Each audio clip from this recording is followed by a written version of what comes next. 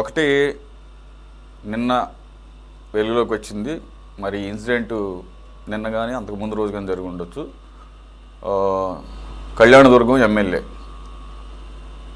సంబంధించినటువంటి అనుచరులు టోల్గేట్ దగ్గర రణరంగం. సరే, నాకు సరే గుర్తులేదు సార్. మామూలుగా అయితే కొన్ని కాన్స్టిట్యూషనల్ పొజిషన్స్కి టోల్ ట్యాక్స్ నుంచి మినహాయింపిస్తారు. మరి దానికి కూడా డైరెక్ట్గా బొగ్గ కారు వస్తే వదిలేస్తారా, లేదంటే కనుక వాళ్ళకి ఏమన్నా ఆల్రెడీ రీఛార్జ్ చేసి ఉంచుతారా ఫాస్ట్యాగ్లో? అది ఒక అంశం. గవర్నర్లు, రాష్ట్రపతి, నాకు పెద్ద లిస్ట్ ఉంటుంది. మరి నేనైతే మర్చిపోయాను. ఎమ్మెల్సీస్ కూడా ఉంటుంది ఎగ్జామినేషన్. ఒకవేళ ఉన్నా లేకపోయినా అక్కడ టోల్గేట్ దగ్గర సిబ్బంది ఆపారని చెప్పేసి మనం విజువల్స్లో చూడొచ్చు. ఆడ మగ తేడా లేకుండా ఒళ్ళు కొవ్వెక్కి ఎమ్మెల్యే కారులో కూర్చుని చోద్యం చూస్తున్నట్టున్నాడు. ఆయన అనుచరులుగా చెప్పబడుతున్నట్టు అటువంటి వాళ్ళు. అంతేకాకుండా ఇక్కడ గన్మ్యాన్ కూడా అనట. మరి గన్మ్యాన్ కార్యకర్త అవడు కదా, మరి ఆ రకంగా పోషిస్తారేమో. గన్మ్యాన్ అనే ముసుగులో ఏమన్నా మరి ఈ రౌడీల్లాగా ఏమన్నా తయారు చేసుకుంటారేమో. ఆ గన్మ్యాన్ కూడా వాళ్ళ మీద చేయి చేసుకుంటాం, ఆడపిల్లలను కూడా లేకుండా జుట్టు పట్టుకుని ఈడ్చుకెళ్ళటం, ఆ రోడ్డు చివరి దాకా లాక్కెళ్ళి పెద్ద పెద్ద దొంగలతో అటాక్ చేయటం, ఇదంతా కనపడుతుంది కళ్ళకు కట్టిన. సరే, ఇది ఎప్పుడైతే వెలుగులోకి వచ్చిందో వెంటనే ముఖ్యమంత్రి చంద్రబాబు నాయుడు గారు చాలా సీరియస్గా తీసుకున్నారని, కేసులు పెట్టమన్నారని. కేసులు పెట్టడం ఆయన చెప్పేది ఏంటి? ఎవడైనా పెట్టాల్సిందే, పెడతాడు ఖచ్చితంగా. ఆ టోల్ ప్లాజా స్టాఫ్ వాళ్ళు ఇచ్చినా కానీ కంప్లైంట్ తీసుకోవాల్సిందే. మీ ఎమ్మెల్యే లోపలే ఉన్నాడు కదా, ఆయన లేని పరిస్థితుల్లో ఆయన తెలియకుండా జరిగితే అనుకోవచ్చు. మరి ఎమ్మెల్యేపై చర్యలేవి? ఇప్పుడు ఎమ్మెల్యే దిక్కొట్టలేదు, ఆయన అంచుల మీద లా అండ్ ఆర్డర్ ప్రకారం కేసులు పెడతారు. What about the position?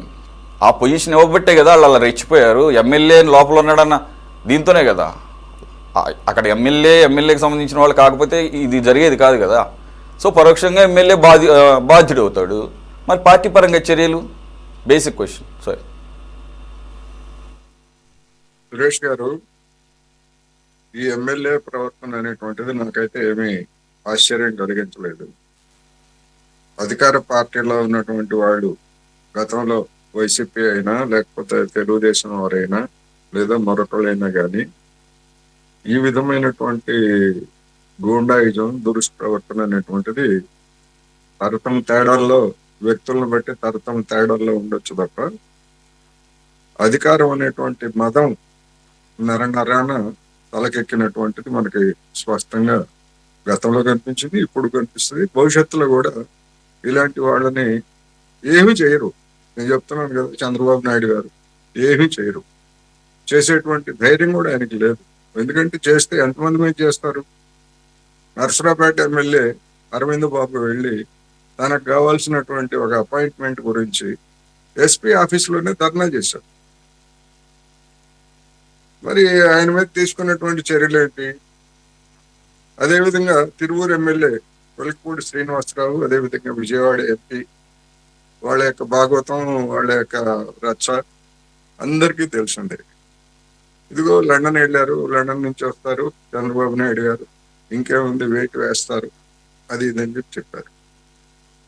మొన్న ఒక ఎమ్మెల్యే థామస్, నియోజకవర్గం పేరు వెంటనే గుర్తు రావట్లేదు, ఆయన కొడుకు ఎవడు తప్పు చేయట్లేదు, మా తప్పులే కనిపించాయా, లేకపోతే మా మీద చర్య తీసుకుంటారా అని చెప్పేసి మాట్లాడినటువంటి తీరు, ఇవన్నీ కూడా మనం చూసినప్పుడు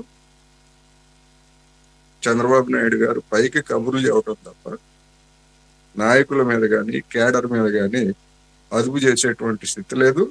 అలా అదుపు చేసేట్లయితే, నిజంగా సిన్సియర్గా సీరియస్గా అదుపు చేసేట్లయితే ఆ పార్టీ అనేటువంటిది ఈ రూపంలో అయితే ఉండదు.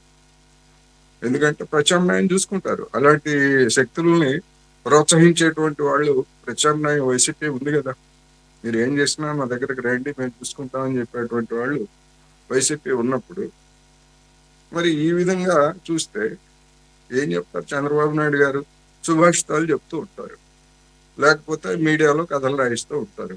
సీరియస్ అయ్యారు, మహా సీరియస్ అయ్యారు, మహా సీరియస్ అయ్యారు.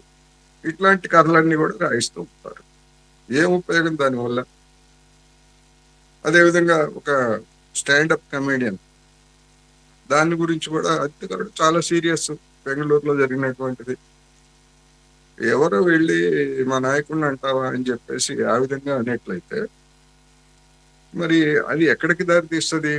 చంద్రబాబు నాయుడు గారు, నరేంద్ర మోడీ, లేదా నరేంద్ర మోడీ, చంద్రబాబు నాయుడు గారు, లేదా పవన్ కళ్యాణ్, వీళ్ళు ఒకళ్ళనొకళ్ళని ఎట్లా తిట్టుకున్నారో